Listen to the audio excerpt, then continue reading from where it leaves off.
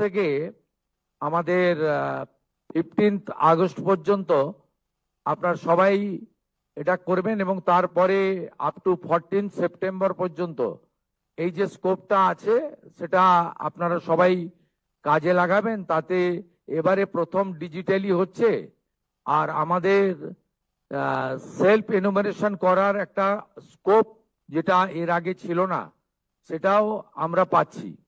আমি এই সেন্সাসে সকলের অংশগ্রহণ, পার্টিসিপেশন এবং আপনাদের সবার সহযোগিতা প্রার্থনা করব, কারণ এটি অত্যন্ত গুরুত্বপূর্ণ এবং বিশেষ করে আমাদের এই রাজ্যে সেন্সাসের ডাটা খুব ইম্পর্টেন্ট।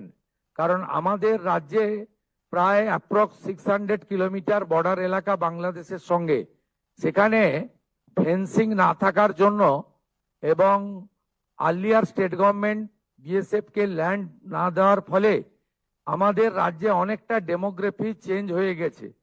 আপনারা কয়েকদিন ধরে টিভিতে দেখছেন যেভাবে বাংলাদেশ বর্ডার এলাকাতে মানুষজন ফিরে যাওয়ার জন্য লাইন দিচ্ছেন।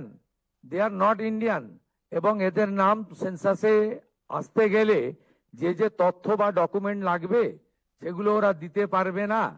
তাই সেন্সাস খুব ইম্পর্টেন্ট আমাদের রাজ্যের জন্য, কারণ এই রাজ্যে ডেমোগ্রাফি অনেকটা চেঞ্জ হয়ে গেছে। যদিও সরাসরি এর রিলেশন না থাকলেও সেন্সাসের ডাটা যখন আমরা ফাইনালি পাবো তখন কিন্তু আমরা অনেক কিছুই আমাদের দেশের স্বার্থে, রাজ্যের স্বার্থে এবং আমাদের রাজ্য এবং আমাদের গভর্নমেন্ট অফ ইউনিয়ন গভর্নমেন্টের যে সমস্ত ওয়েলফেয়ার স্কিম রয়েছে সেখানেও আমরা একটা ডাটা ব্যাংক হিসেবে একটা তথ্য আমরা পাবো।